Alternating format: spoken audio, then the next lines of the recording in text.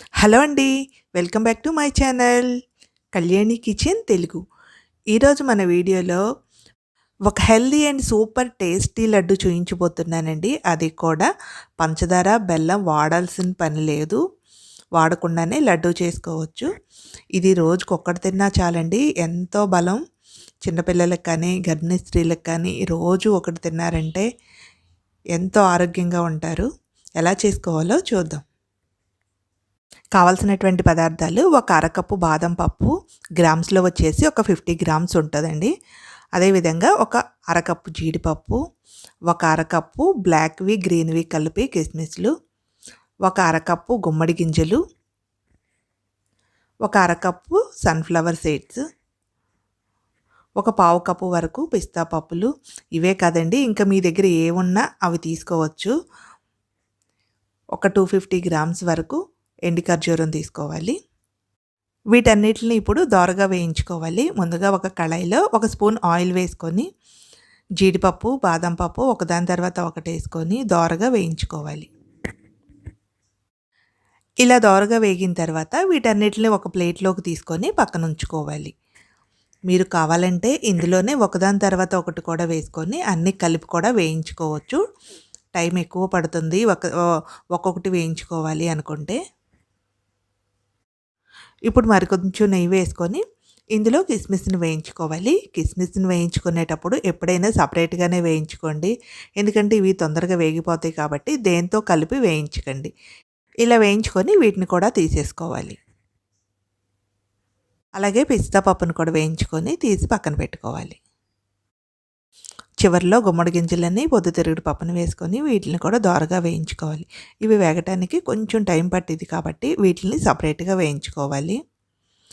తొందరగా వేగే వాటితో కలిపి ఇవి వేయించకండి. వీటిలో ఉంటే ఇంకా పుచ్చపప్పు యాడ్ చేసుకోవచ్చండి. వీటిలో అవిసె గింజలను కూడా యాడ్ చేసుకోవచ్చు మీ దగ్గర ఉంటే.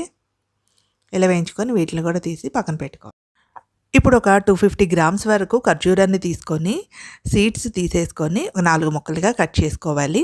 ఇక్కడ నేను సీడ్లెస్ ఖర్జూరం తీసుకున్నాను.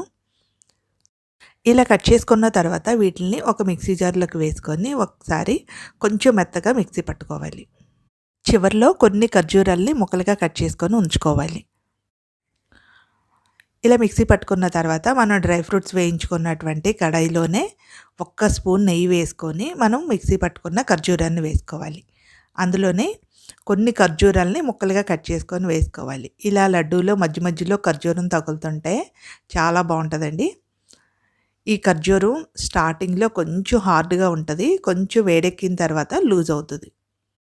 ఇలా ఖర్జూరం లూజ్గా అయిన తర్వాత మనం వేయించి ఉంచుకున్నటువంటి డ్రై ఫ్రూట్స్ని వేసి కలుపుకోవాలి. డ్రై ఫ్రూట్స్ ఖర్జూరంలో కలిసేలా కలుపుకోవాలి.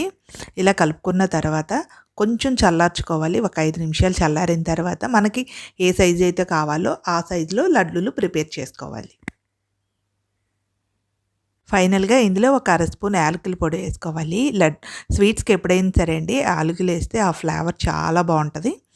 ఒకసారి కలిపేసుకొని లడ్డూలు ప్రిపేర్ చేసుకోవాలి. మనకి ఎంత సైజు కావాలో అంత సైజులో చేసుకోవాలి. ఈ లడ్డు చేయటానికి మనం పంచదార కానీ బెల్లం కానీ వాడలేదు. ఓన్లీ డ్రై ఫ్రూట్స్ ఖర్జూరం కాబట్టి ఇది చాలా హెల్తీ ఈ లడ్డు. చాలామందికి భోజనం చేసిన తర్వాత స్వీట్ తినే అలవాటు ఉంటుంది. అట్లాంటి వారు ఇలా హెల్తీ స్వీట్ తిన్నారంటే రుచికి రుచి ఉంటుంది, ఆరోగ్యానికి ఆరోగ్యం కూడా ఉంటుంది.